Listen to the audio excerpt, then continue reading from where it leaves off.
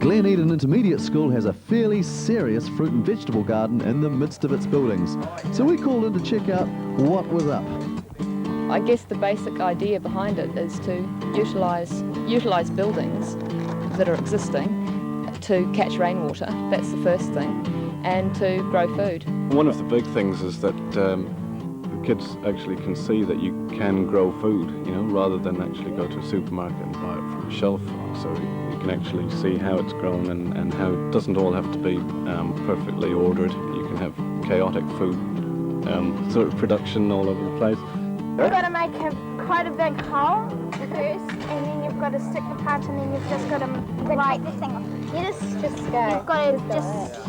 We've got probably about 20 different types of fruit and nut trees and berries and vegetables growing in amongst them, and herbs and basically things that help everything else to grow and look after each other. So it's a pretty organic practice as well. The kids are really into the idea of having food here in their school. They're into having a garden where they could wander around and have little places to sit. Well, we're going to plant a Feijoa tree, and it's going to be pretty groovy. We've got to dig a hole. We've got to dig quite a big hole for this tree to go in.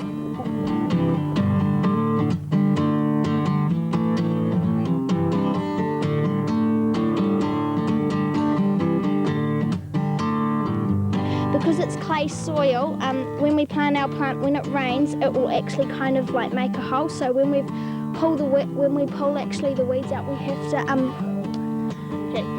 pack the clay in really hard, or else it'll make a pond in there. So now we've got to start packing all the clay in.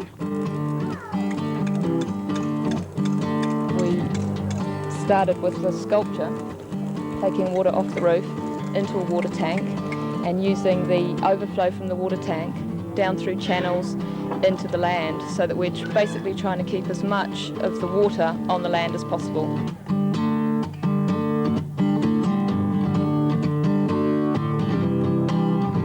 Really, what we're aiming to do is to get the children to grow vines up this sculpture. We've got a Celtic sort of trefoil, an English sort of leaf, Dalmatian vines growing, there's Maori kurus and other bits and pieces around, one or two Samoan pieces in it as well, designs for it, because it's a very multicultural school. What I'd like to see come out of it is that there's enough food here for kids who either don't have lunches or forget their lunches to not have to go hungry. I mean, that's sort of the basic thing about having food gardens in school, is that you've got plenty of food there for kids who need to eat it as much or want to, and plus it's all really good food. Yeah? It's organically grown and it's there right there where they need it, and they've grown it themselves.